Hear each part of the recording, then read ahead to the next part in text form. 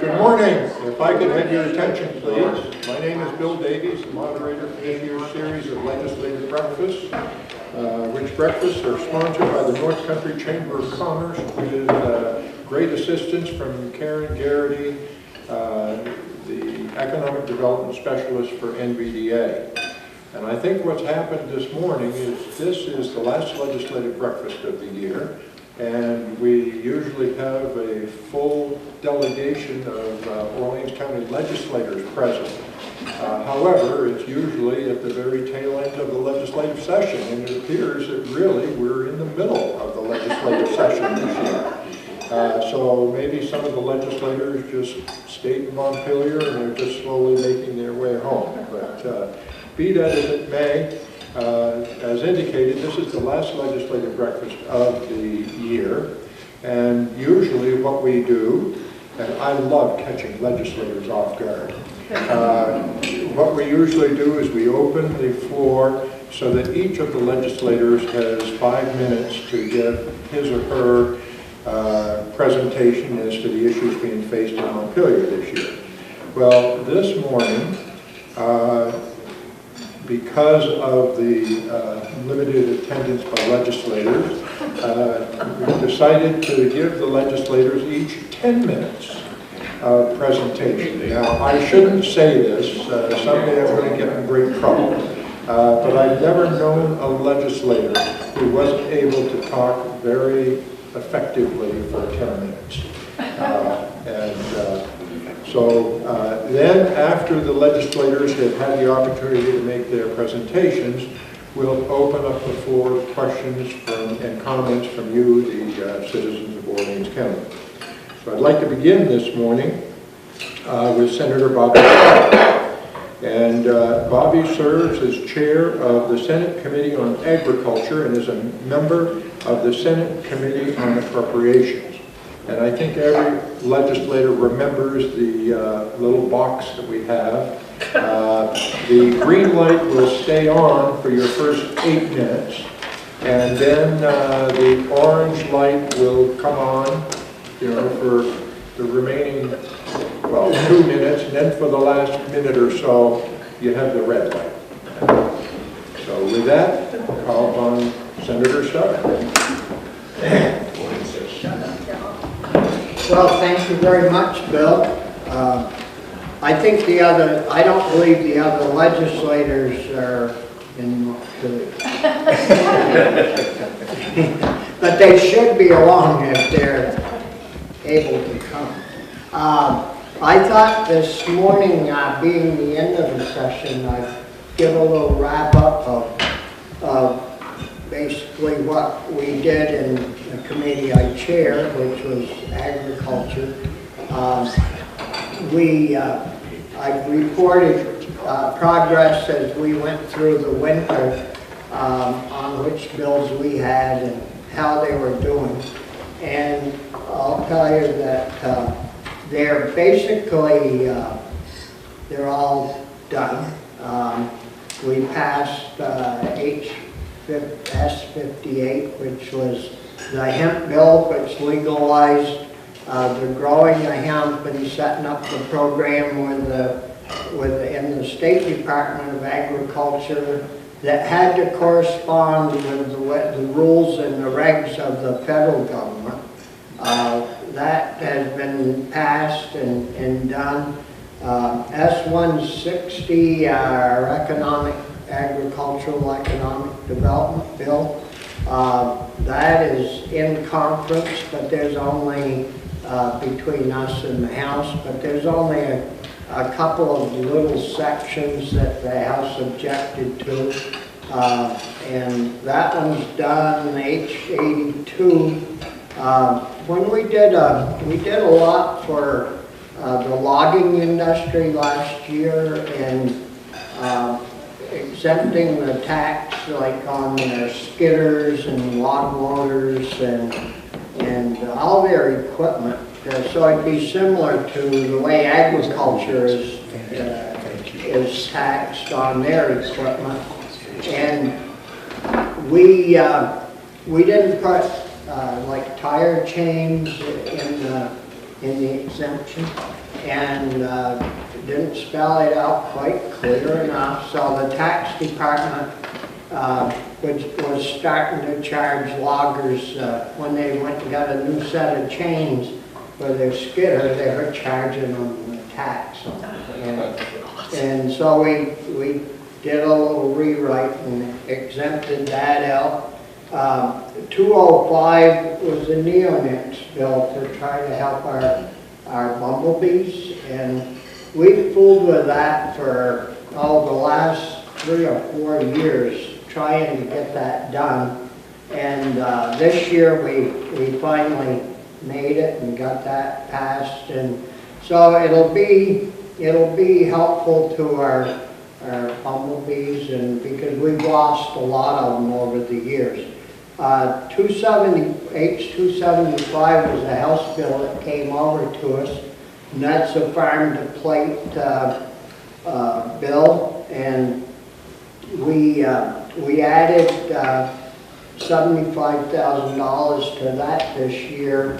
And what it's going to do is help school districts that do not have universal meals programs yet. And I think I've told you folks that most of our schools, we've kind of looked after them and made sure they applied and got into this. But there's still a lot of schools around the state that don't have universal meals. And what that means is that all children eat for free. And it basically is a program that's set up by USDA. And so it's a good deal for the children to start with because they get good meals. It's a good deal for the parents because they don't have to figure out how to get the $4 or $5 per meal per kid to go. So it's really a good situation all the way around, and the federal government's the one that's pushing that. Maybe they added another $1 trillion on the deficit or something to pay for it, but they do send the money. So if they're going to spend it, we may as well take advantage of it. S79 is a grants program for school lunch and school equipment. So if they do need, schools do need to upgrade their equipment to comply with the Farm to School program. There is a little money there to help with that. And the H225 is a pretty big bill. It's the Economic Development and Miscellaneous Agricultural Bill. And there's everything in there from pushing the Ag Department to do a sustainable ag study to try to figure out how we might be able to prop up the dairy industry somehow. And it's a 49-page bill, I guess it is, and we spent a lot of time dealing with that particular issue. And that's in conference as well, but again, there are only minor problems with that. Now, as far as the budget goes, which I also sit on the Appropriations Committee in the Senate, I don't know if any of you watched the news last week, but we had some protesters over in the House protesting climate change because we hadn't done anything all winter in regards to that. Well, if you look at the facts about if we've done anything, we've actually done a lot. I think it's quite a lot. We spent about $6.5 million in regards to climate change over this winter, and it's in the new budget bill that's coming out. And and I don't believe any of that's going to get dropped off. I talked with the conference committee members from the Senate side, and you know, they can't believe that there's people in there protesting against an issue where we spent that much money. And the other issues in that along that, we promoted workforce development, $7 million for child care support. That's an additional $7 million, not just $7 million, which is pretty important for our parents and family members to have. We did a reserve of $1.5 million for funding broadband, which we all need up in this area for high-speed broadband. That should help to a great extent, and I think maybe Michael will talk more about that from his committee. He can't, okay. But these micro cells that if you're riding along sometimes in rural areas, you see these little antennas on light poles, and so we've got a whole bunch of those just sitting around because the companies always seem to go broke, and so we're hoping that we can get those into action and start utilizing that so we'd have better broadband up here in the rural parts of the state. For child care, am I all done? 1 minute. We did put in the budget a 2% increase for the designated agencies. And what those are is, of course, like our mental health facility up on the Derby Road, VNA. So those folks will be getting a little increase in their money.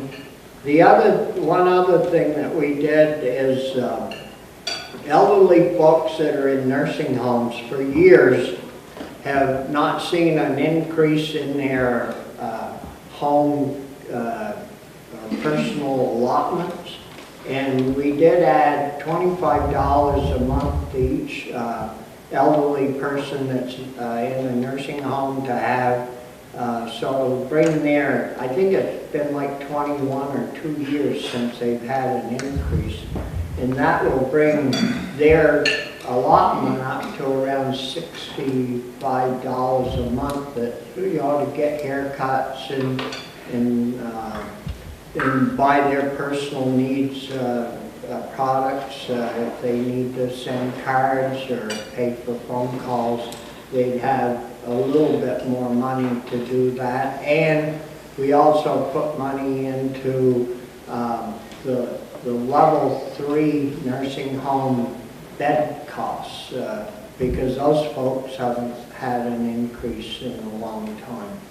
So anyways, I guess I'm done, but be glad to answer any questions that you may have, as well as I want to thank you for electing me to be your senator. I hope that I've served you well, and we'll go from there.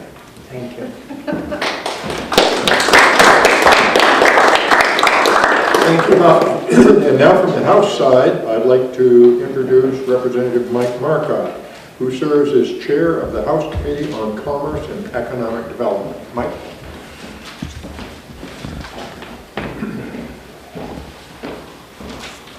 Good morning, Bill. Good morning, everyone. Thank you for coming. This year is a little different year. It wound up, we started off the year with, I think, over 1,000 bills being introduced between the House and the Senate. We saw a huge backlog with our legislative council trying to get those bills out on a timely manner. And so it kind of backed things up.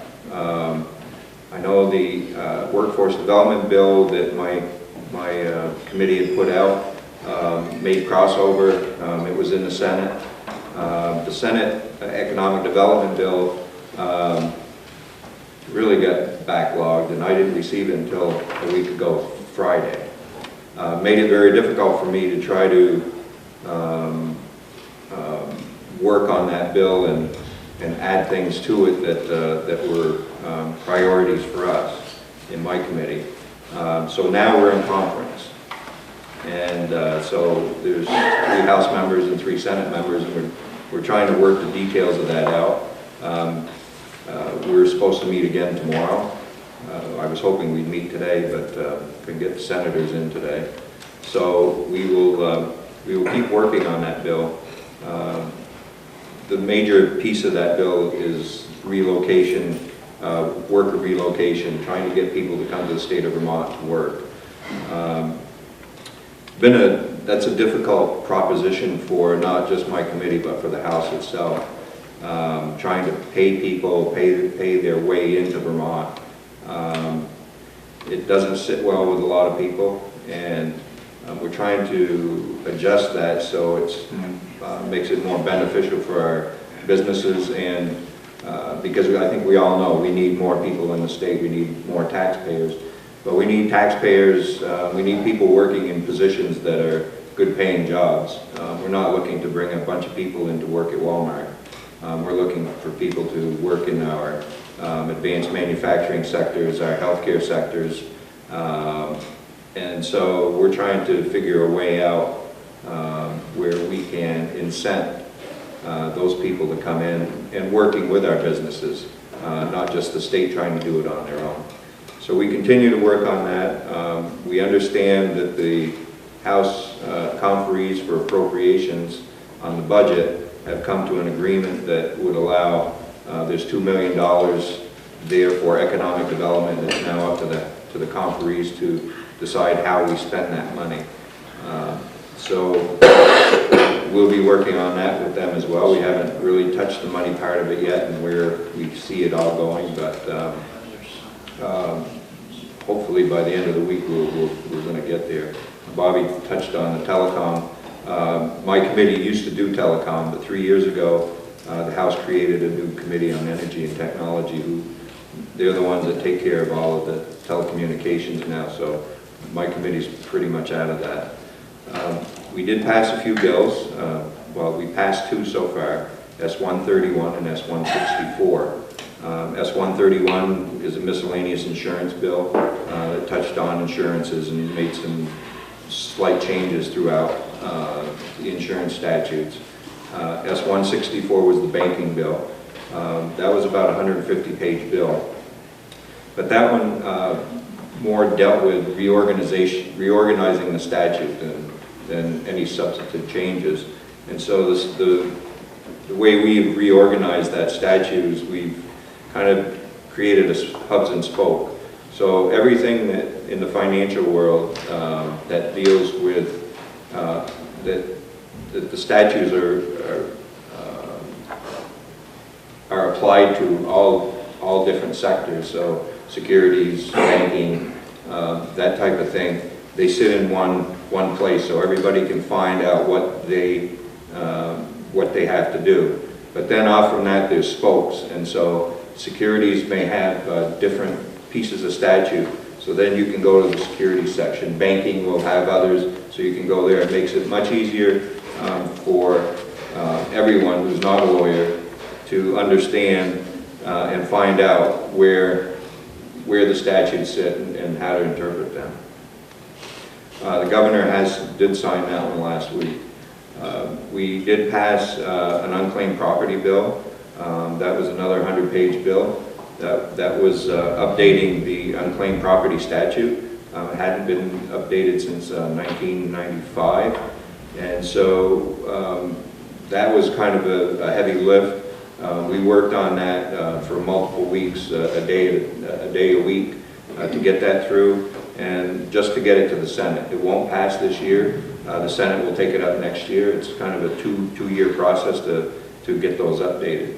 And so we passed that, we sent that on to the Senate, and we look forward to them working on it next year and sending it back to us. We sent a number of bills over to the Senate, H351, which is an insurance bill, a Department of Labor bill that dealt with multiple things, VOSHA, workers' comp, and we sent that over and we are just receiving it back.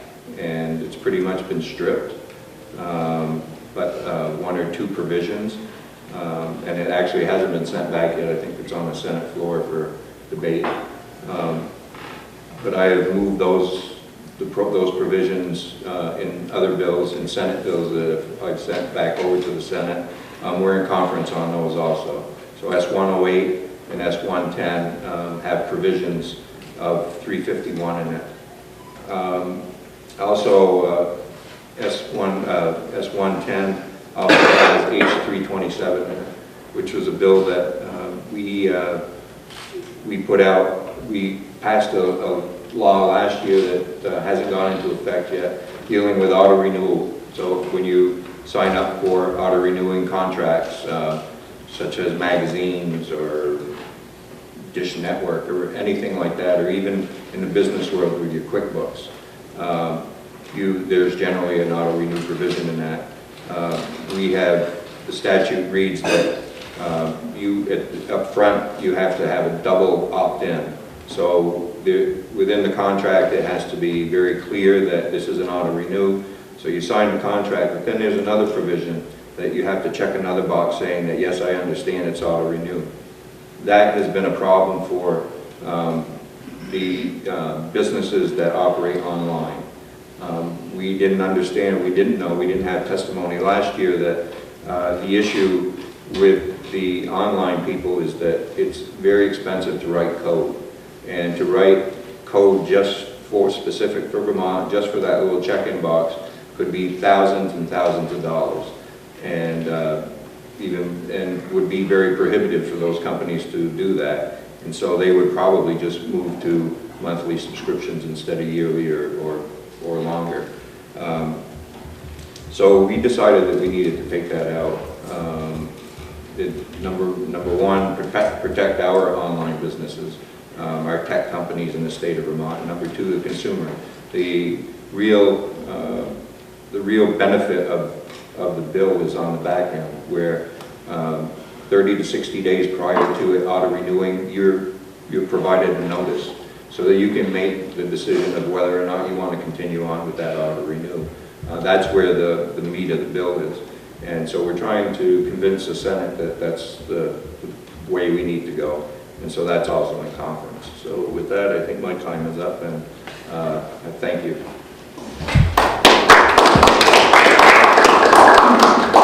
Thank you, Mike. Now I'd like to call upon Representative Vicki Strong. Vicki serves this year as a member of the House Committee on Agriculture and Forestry. Vicki?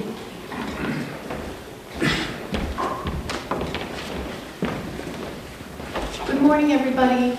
Thank you to all the faithful folks who get up early and come here and listen to politicians blab at 7:30 in the morning. But you know, it's been a privilege for me to serve, and this is my 9th year. I feel like I landed on the best committee ever on agriculture and forestry products. It's been a delight to serve there. I believe our committee chair is excellent, and I'm going to tell a little story about Senator Starr, if that's all right. It's been fun to be on the opposite committee in the House from the Senate, and Mr. Starr here has quite the reputation in our Agency of Ag for really knowing how to do the process and how to get some things passed.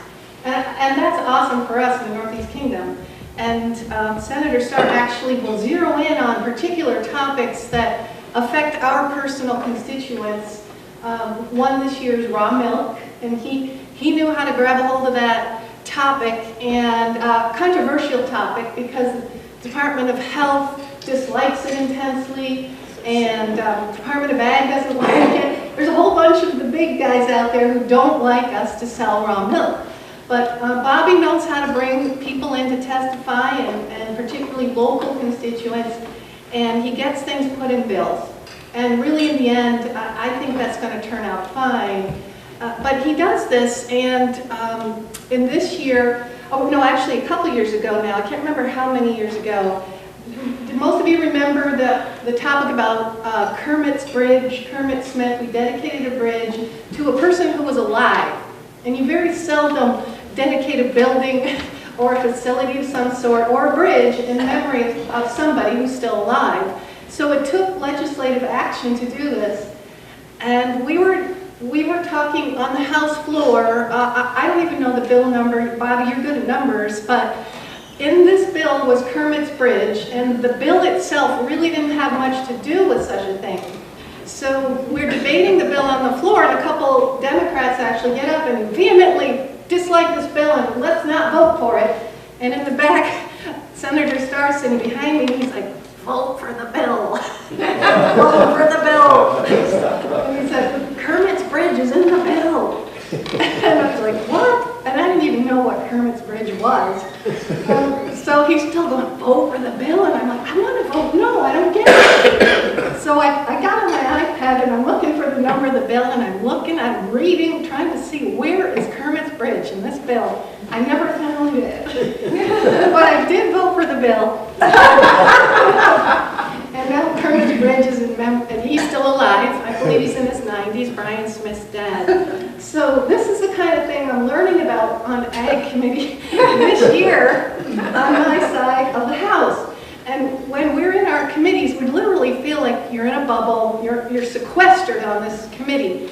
And you barely get time to go eat lunch or go to the bathroom. And I learn more about what's going on in our legislature from VPR and from Vermont Vigor than sometimes I hear in the House, because we're talking about hemp and neonics and on-farm slaughter and composting and raw milk and all these things that seem to affect our farmers. And meanwhile, the big world out there of family paid leave and minimum wage and other topics that the whole House is talking, we have to learn as we're on the run. And at this very moment, in this part of the process, we're boiled down to conference committees, which I've only done a couple times, but I am on the one for S-160 that Bobby referred to. We're meeting tomorrow. And 3 members of the House Committee and 3 of the Senate come together in a little room, and you're not allowed out until you start coming to some agreements. And so hopefully this S-160 will make it, I think, to the final end game where it's passed. Eventually the governor signs it, and some good things will help our farmers.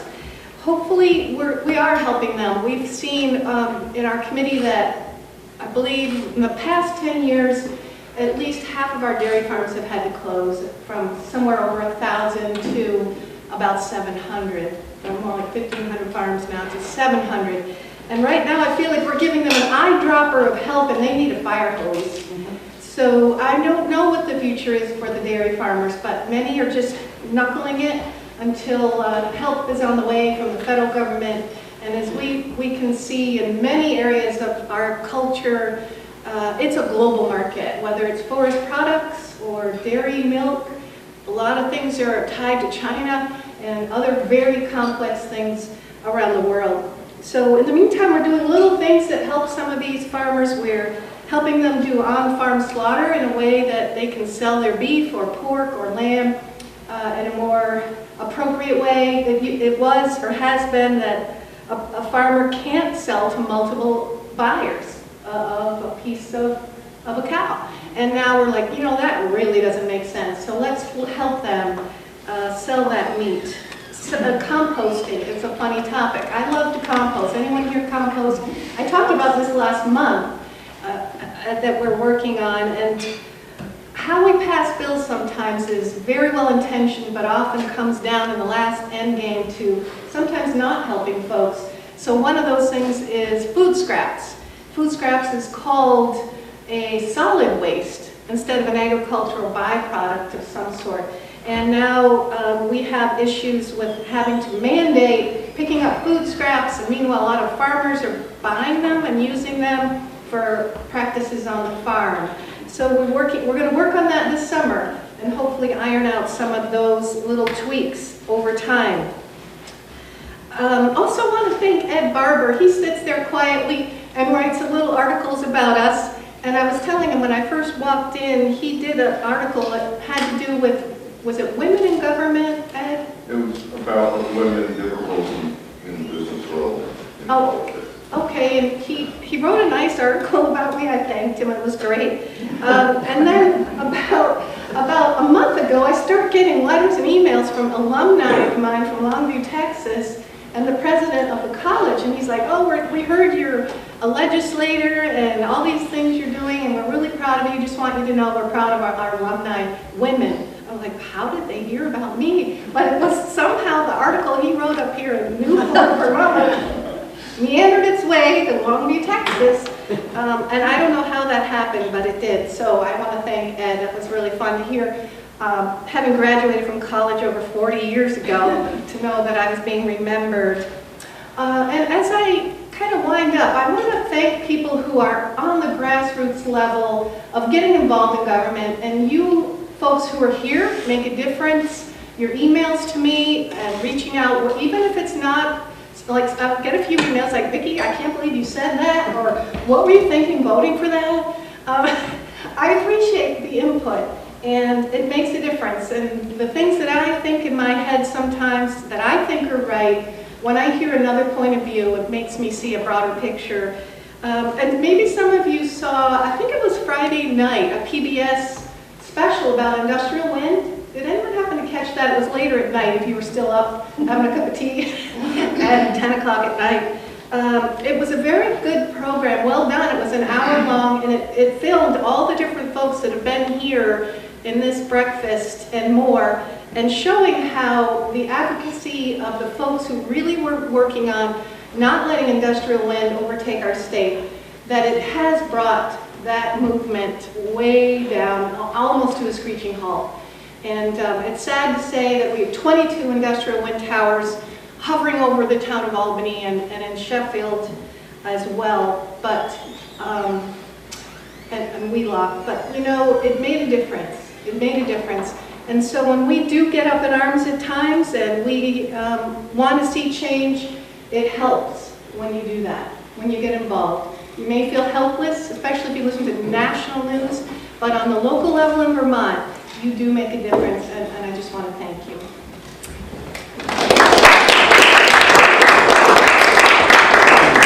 Thank you, Vicki. And now I'd like to call upon Representative Woodman Page, who serves as a member of the House Committee on Health Care. And just so you're aware, Representative Page, we've doubled the time allotment from 5 minutes to 10 minutes, if you haven't figured that out.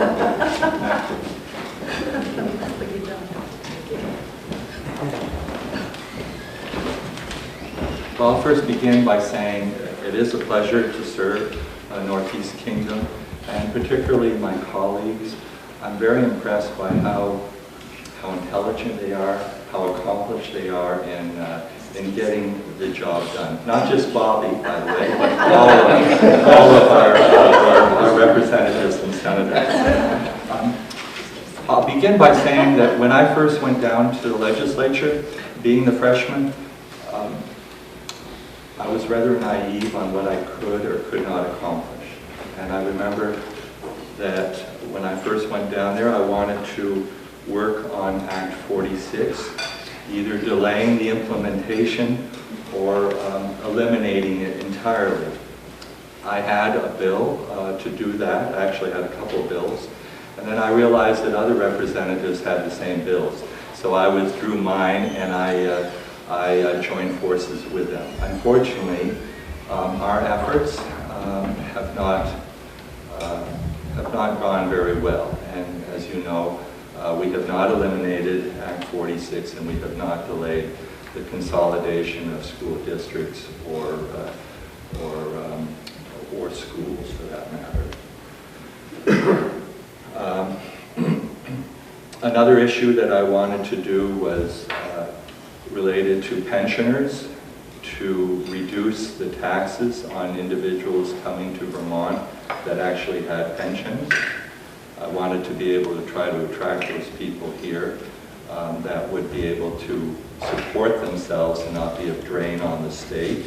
that actually would have skills that they would bring to the area. And I had a bill related to that, and I realized very quickly that the governor had also had something else, had a bill similar to that. So I withdrew my bill and am supporting his, although I don't think it's going to go anywhere, unfortunately. As was mentioned, I am on the Healthcare Committee with Representative Smith. And by the way, I did receive a phone call from Representative Smith. He has a previous engagement, so he will not be here today. But initially, that was not the committee that I wanted to be assigned to. But I think, in retrospect, it is a very good committee to be assigned to. We have North Country Hospital here. It's a great asset to our community, and both economically as well as the personnel that it has assigned there. One of the key bills that I'm kind of proud of being part of is related to, it's H528. It's an act relating to the Rural Health Services Task Force. And I was watching the Sunday CBS Morning News one day, and I saw where there was a discussion about rural hospitals and how rural hospitals are failing throughout our country. There's now about 102 rural hospitals that have closed since this year, almost one a month. Basically leaving communities isolated without access to medical or emergency room care. And you know, there's a whole cross-section of America that's facing this crisis, and I thought, well, maybe I could do something in my healthcare committee. So we took this role up, and what we basically are doing with this bill is that it's to direct the Agency of Human Services to study the financial situation of Vermont's rural hospitals and to make corrections as needed. Now, I think our hospital here, just like a lot of rural hospitals, are losing money. And it's not through mismanagement, though. I think a lot of it has to do with the excessive regulations that they're required to follow, as well as the lack of the Medicaid being paid to those hospitals to do the work is underfunding a lot of that work. So hopefully this study will help our hospital here, as well as other hospitals throughout Vermont. We all know about Springfield, it's been in the news recently. And so I'm very proud of being part of that bill. As a member of the minority party, it's hard to get things accomplished in Montpelier unless the majority wants something to happen. It's highly unlikely that things will occur in Montpelier unless they want to. I guess I have rethought my role of what I was going to do and what I wasn't going to do in Montpelier. I think my role now is mainly helping our constituents.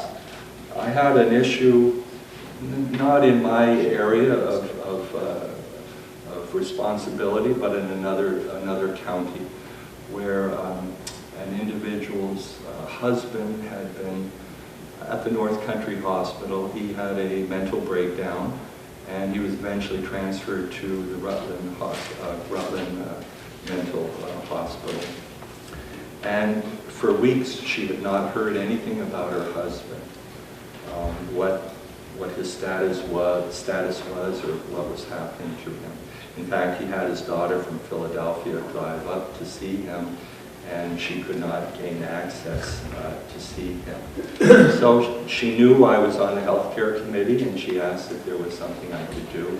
And on a Sunday morning, I sent an email to the Commissioner of Mental Health asking her to look into it. And within a short period of time, the Commissioner had contacted the wife and explained the situation. Also, the physician at at the mental institution also contacted the wife and just told her exactly what was the status of her husband. This is not the first time that this woman had, or this patient had undergone this type of situation.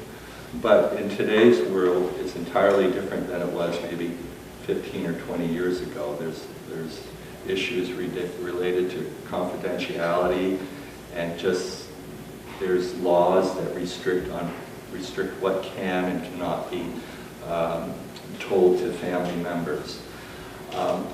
So in that, and I should mention that this woman's husband is now, he's on his medicine, and he seems to be, things seem to be going well for him. So that's just one case in which I think I helped, and I think where my focus is. On another issue that we're dealing here, it's not my personal issue, but it's a family issue. It's confidential, but I will say that all the representatives here and the senator have played a role in getting to the bottom of this issue. And I would just say that if you have problems or if you have some concerns, it's important that you bring them to us, no matter how little you may think they may be. There may be something that we can do to help you. And I guess that's what my role, I see as my role here as a representative, is to help my community and to help all of you. So with that, I think I'll close.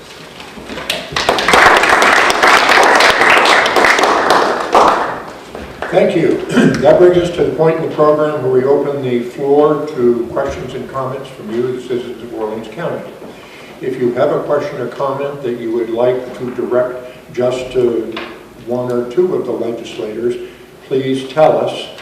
Otherwise, we'll assume that the comment is directed to all of the legislators, and then following your question or comment, we'll open the chair to replies from all four of the legislators. I also neglected to mention at the beginning that this morning's proceedings are being videotaped by Terry DeFazio from the local PEG Access channel, Channel 15, for rebroadcast at 8 o'clock tonight and also on Wednesday at 9 a.m. And we're also very pleased to have Robin Smith here from the Orleans County Record and Ed Barber from the Newport Daily Express. And again, when it's your turn, please indicate your name and the town from which you are, and then step forward to the podium and let us hear from you. Just keep in mind that oftentimes at these breakfasts, nobody wants to be first or second, but everyone wants to be last, and we run out of time. So don't hesitate to get up and stand where these folks are standing. Next. And lads, I'm from Newport, and I've never had a podium before. And I don't have to have a comment, as I've just learned from Bobby Starr, just say yes. Climate change, you raised the issue, so I guess it's really directed to you. While I understand you found it disrupting having 3 young people stand up in a session and protest, that is their constitutional right, and actually that's something you should be encouraging. That took guts, that took commitment, and those kids should be encouraged. What they're saying, and if you listen to them, is we're scared, this is our planet, you geriatrics are trashing. You have really trashed it already, and we don't know what to do because nobody's listening to us. Instead of arresting the kids, which is what happened, engage them. You had a bunch of kids here a few weeks ago from Coventry School who have been out in the community educating people about plastic straws and single-use plastic bags. You treated them very nicely when they came here, but engage them again. If we want change in Vermont, engage the young people. It's their state, it's their future. Instead of blowing them off, instead of buying people to come into Vermont, saying, we'll give you $10,000 if you come here. Engage the young people so they don't want to leave. They're creative, they're energetic, and they're worth keeping. Thank you. Senator Starr. Just say yes. Well, I don't believe I usually just say yes. But anyhow, we do have a process that we follow. And we have committee meetings, after committee meetings, after committee meetings. And I feel very strongly that if you want to be disruptive and throw paper over the balcony, that's wrong. And I mean, you may think it's perfectly fine to do that, but I really don't think it's fine to do that.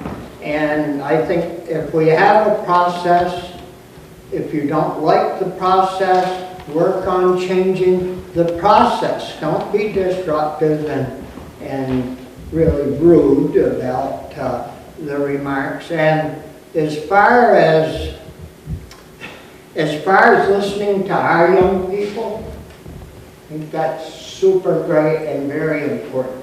But when 18-year-old kids come here from New York to protest the Vermont legislature and be disruptive, I think it's wrong, and I think they should have been arrested. The only thing wrong with arresting them is that they won't do anything to them, and so it costs a lot of money, and it probably won't teach those young people a thing. But I can remember when I was 18, and boy, I thought I knew a lot. I mean, I was the brightest that there could be. But I learned very quickly that that was a long ways from the truth. And I think, you know, we should hear from everyone, but at least follow the process. So that's my thoughts on it, and if I had a chance to vote whether to arrest them or not, I would question that because they wouldn't get any penalty even if they're arrested. So I just think the penalty should be stronger. But anyhow, that's where I am, and I don't usually just say yes.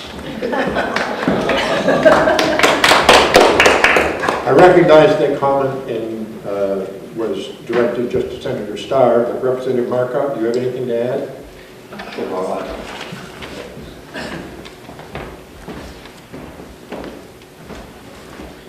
I think one piece of it talked about Coventry school kids coming and talking about banning plastic bags and straws. We've done it.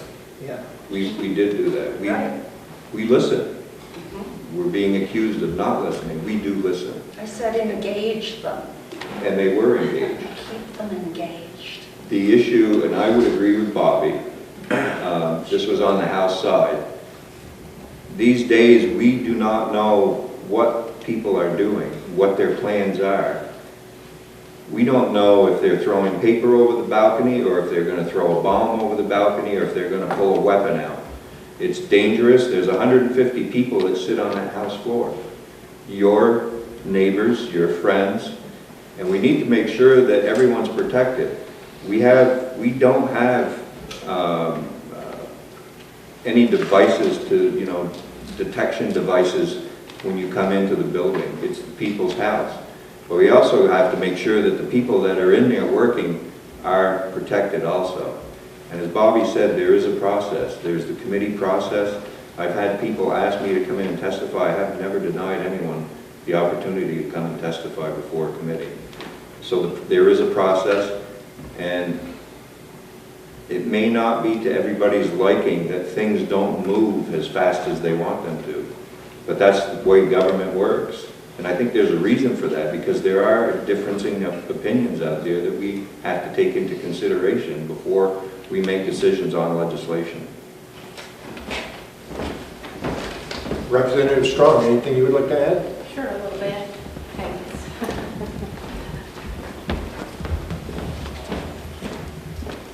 Thank you, Pam, for your comments. I have my house seat is right below that balcony, and apparently we had been previously told that these young people were showing up. I wasn't aware of that. But when they did finally spring into action, they threw a banner over the balcony edge and started yelling. And at that point, we were in the middle of our proceedings for the day on the House floor. And people do come in often and are recognized on the House floor by different representatives and say, so-and-so is here, and they're here because of. And that's a very nice process, and we recognize groups of people who come in for different causes. But this did disrupt our orders of the day. And I just want to give some compliments to our Capitol Police. They walk around all day long and watching people. It's the people's house. Nobody is checked in their bags when they walk in particularly, and they're just keeping us safe. And those men and women, we have a woman as well, were right there, and they calmly and quietly monitored those people up there. And when the speaker gavelled down and said, we're dismissed, and she wanted us all to evacuate, it was simply to kind of contain what was happening, find out what was going on, and then quietly go through the process of helping them leave. And really it was, I had the sense of helping them leave, not forcibly yanking them out in a scene. And that took an hour and a half of our time and of the taxpayers' dollars. So we had to shut down for that while those people got their voice heard. And even though we felt it was not according to protocol and even breaking some rules, their voice was heard. And interestingly, that very day, I later reported on the House floor a part of our ag bill that is really geared toward helping climate change. And it has to do with wood boilers and using less fossil fuels. It has to do with helping our soils hold in the carbon. Vermont, of all places, I believe, is the most environmentally friendly state, really working on reducing pollution and making our environment as pure as possible. So those young people had their voice heard. It did take courage. And the other thing is, in our country, we have the freedom to voice our opinions that way, and thank God for that. They had their little say, they got on the news, they were escorted gently out of our building, and that's the beauty of Vermont. But hopefully, as a young person, they'll grow and mature and realize there's other ways to get their voice heard in a more respectable way. Thank you. Representative Page, do you have anything else? I don't think there's anything more I need to add other than I agree with my colleagues. And next.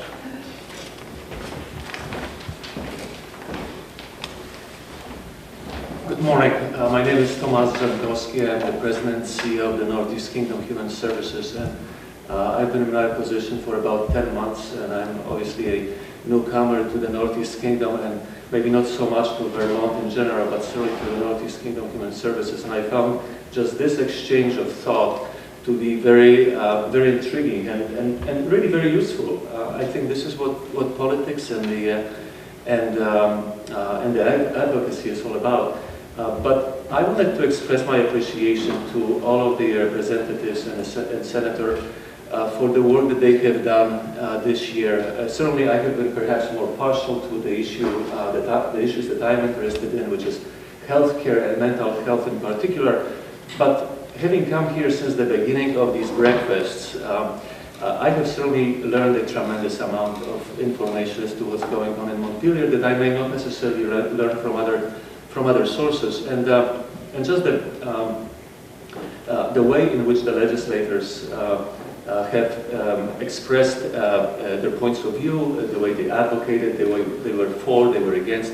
I found it very inspiring, and to those who are here present today, Representative Strong, Marcotte, Representative Page, and Senator Bobby Starr, to all of you here and to those of you who are not here today, my sincere thank you, and please keep up the good work, and I look forward to working with you next year. I spent a considerable amount of time this year in Montpelier, and by reaching out to the individual representatives, I have always found them to be sincere. I've always found them to be helpful. When in Montpellier, I was never thought of myself as being neglected or considered as an afterthought. I mean, to me, this is the kind of the testimony to the democracy that we have here in Vermont, and I want to applaud you for the great work that you are doing. Thank you very much. And this comment was directed to nobody in particular, so I want to give somebody else a chance to ask.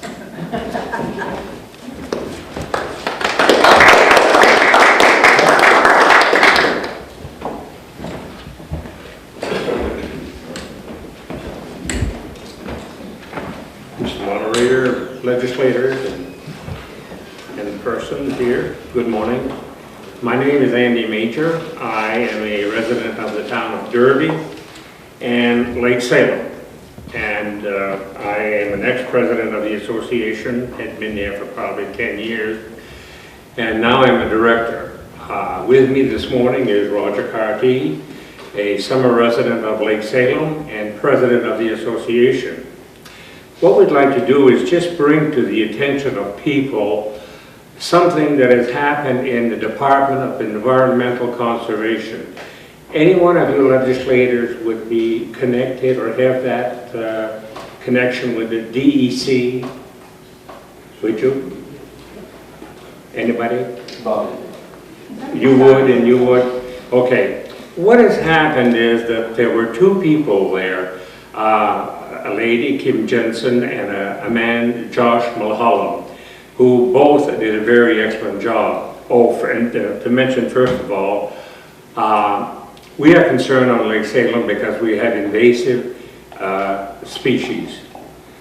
We had Eurasian water milfoil. We've had it for 2 years and we're fighting it very strongly. In the Department of Environmental Conservation, there were two people dealing with the invasive species issue, Kim Jensen and Josh Mulholland. Josh Mulholland left to go to Oregon to be near his wife's folks and family. And so we thought at first that his position was going to be cut. And so we were under the impression that, you know, one person would not do the job appropriately and sufficiently. We learned, however, that his position was filled. It was filled, but with the exception that the job description was very different than what Josh's was. It had very little to do with the invasive species program for the state of Vermont. So that leaves Kim Jensen pretty much alone to deal with this very serious problem. In this day and age, it appears to us, there are some of us, 190 people on Salem Lake, and other lakes in Vermont who are affected and get affected every year, that maybe this is not the time to cut positions that deal directly with solving this problem. And I wonder if we could just bring that to the attention of the people in DEC. I have here after, and I can give it to you, some email addresses that you could contact. Do any of you know Emily Bodecker? Emily Bodecker is in charge of that department, and she answered me very nicely after I wrote a letter that wasn't so nice, but explaining her position and so forth. So maybe, in all essence, they are justified. However, you know, one person dealing with this problem for the state of Vermont, we'd like it to be looked at and maybe see if there is any alternative, okay? And I don't know, I guess we'll leave it at that, and if you could contact us maybe after the meeting, I will give you some email addresses and see what you folks think about that. Thank you very much for your time.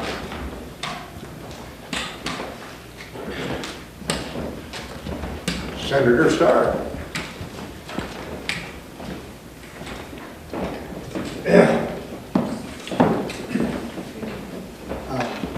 Thank you, Andy, for the question. and concern. I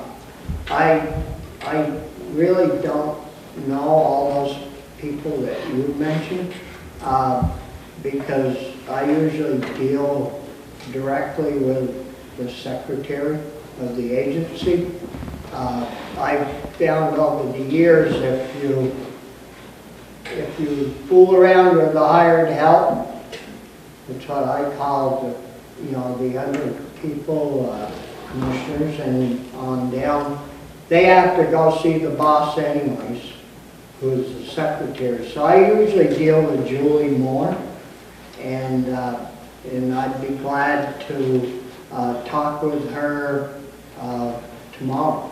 And we talk at least once or twice a week on environmental issues that concern agriculture. So I'd be glad to deal with that on your behalf. Just a quick story. Usually during the winter in February, when things are slow at our county fairs, the fair people come in and tell us about their little county fair and how well it's gone or not gone, rain days, attendance records, and problems that they might be facing that we could possibly help with. And the Addison County Field Days, which is a big event in Addison County, they came in and said, we feel very sad about, we built this beautiful new building and we can't hook our toilets up because DEC won't let us put a holding tank in the ground, which we have at other locations at the public bathrooms throughout the fair. And I said, well, how long, when did you build the building? Well, the building's been there for 1.5 years or 2 years, and they haven't been able to use the toilets in here because DEC wants them to put in hundreds of thousands of dollars worth of a mound system. And I said, well, that's kind of crazy. How long do you run your fair? And they said, well, 5 days. I said, 5 days a week? And 5 days in 1 week. But that's it for the year. And I said, so you're going to have to spend several $100,000 to put in a mound system to run your fair for 5 days to have these other 2 bathrooms running? Yeah. And we can't afford it. So then I said, well, why don't we fool with that a little bit for you and see if we can help. And a month ago, I got a nice letter from the secretary saying that they changed the rules to allow up to facilities like this that run on a part-time basis to put a tank in. And it didn't take a lot of time to fix it. And so I usually deal with the secretary, and I'd be glad to call on your behalf. Don't know if we can fix it or not, but give it a whirl. Yep. That sounded to me like a promise from Senator Starr to take care of milfoil and wipe it out this year. That's Senator Norcott.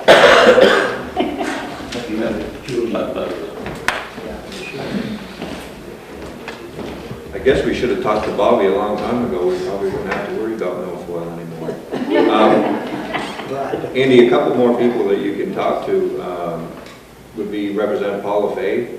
He sits on the House Fish, Wildlife, and Natural Resources Committee. He's the vice chair. He has access to all the people, to Commissioner Bodecker and everyone. And that's the place where the Committee of Jurisdiction, and also Senator Rogers, John Rogers, is also on the Senate Natural Resources Committee. And those are 2 people that have jurisdiction over this, and I think they have probably a stronger voice in it than we do.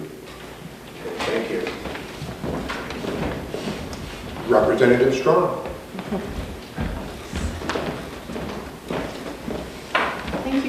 question and concern, Andy, on a local level, I would recommend you contact, if you haven't heard of this gentleman from Craftsbury, John Broadhead, has done local efforts for Osmer Lake and even, I think, into Caspian about milfoil. And he personally, I think he scuba dives, but every year he's been really working hard on making sure milfoil doesn't continue to have access in Osmer Lakes and Craftsbury. So he's quite an expert on the local level. And personally, I've seen in these agencies like DEC and A&R and Agency of Ag, we have these kind of high-powered folks at the top, and I'm sure they have good salaries to go with it. And then you sprinkle that down onto the local level, and it's very hard oftentimes to get the boots on the ground to show up and to do the work of being on farms and whatnot. But a lot of folks don't want some of these people on their farms and on their land.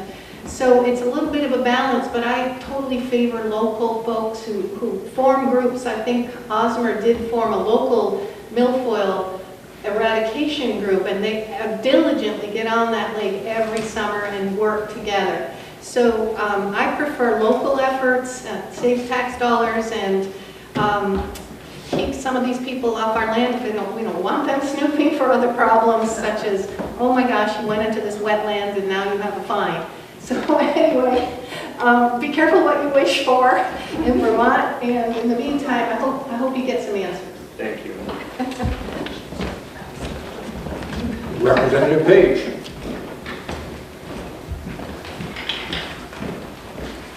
I'll simply say that a couple of months ago I received word from the Memphremagog Watershed Association regarding this issue. And at the time, after I heard about it, about the position being cut, I contacted Moore and, what's her name?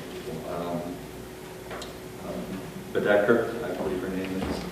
And I questioned her about the cut in that position with invasive species, not just for Lake Memphremagog, but also for all of our area of lakes and ponds throughout the Northeast Kingdom. And the response was that they were looking at it, and that's all that I had heard. But now that you've told me that, or told us that the position description has been changed, I can reach out and talk to her again and say, hey, we do need to put some emphasis on invasive species, not just Memphremagog, but all of our lakes and ponds. Thank you.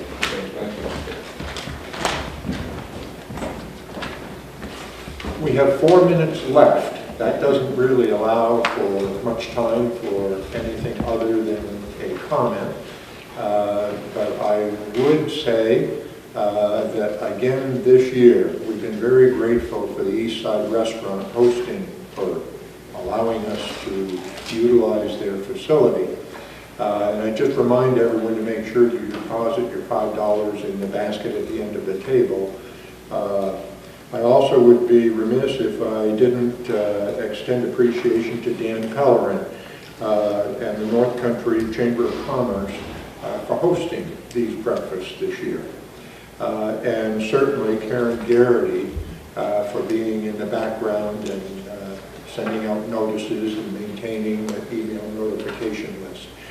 If your name is not on the email list, please make sure that you give your email address to Dan before we adjourn today. And again, assuming that the East Side will have us, assuming that the North Country Chamber of Commerce is willing to continue hosting these breakfasts, and most importantly, that the legislators are willing to continue participating as they have over the last, what is it, about 40 years? Yeah. Pretty close to it.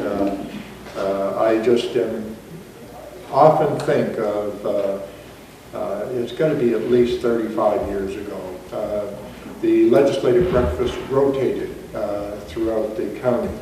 And we had a meeting in North Troy, and I think Mary Paul, who was the Dan Pellerin of that day, and Bobby and I were the only ones that were there. Me.